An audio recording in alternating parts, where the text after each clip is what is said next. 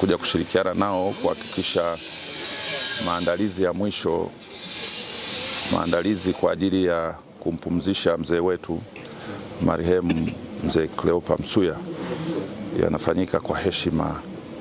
zote kama tulivyoelekezwa na Mheshimiwa Rais,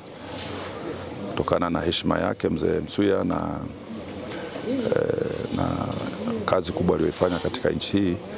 Kwa hiyo tumekuja kushuhudia na kusimamia pamoja na wenzetu wa mkoani kuhakikisha kwamba safari ya mwisho ya Mheshimiwa marehemu mzee Msuya inakamilika kwa heshima zote.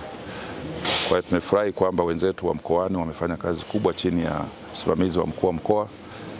akitoka kule mwili wa marehemu kutoka uwanjani utakuja kuagwa na wananchi wa Mwanga, makao makuu ya wilaya, na wananchi wote wa mkoa wataanza kuaga pale kwenye uwanja wa Msuya pale Mwanga mjini,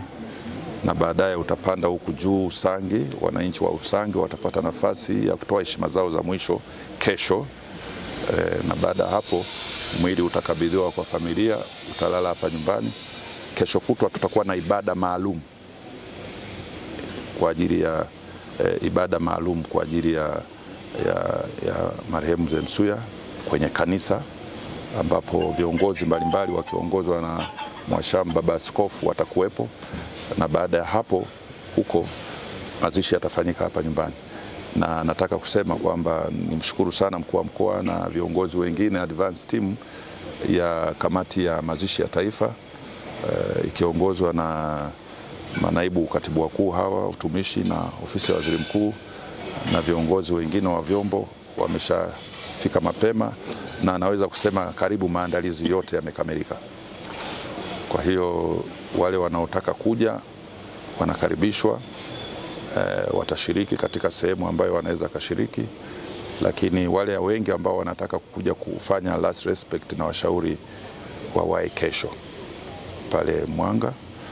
na hapa kwenye viwanja vya Same na vya hapa Usangi, lakini wale wanaotaka kushiriki kanisani ni kesho kutwa. Kwa hiyo naomba tu kwa ujumla tushirikiane na wana Mwanga na wana Kilimanjaro katika kudumisha umoja wetu na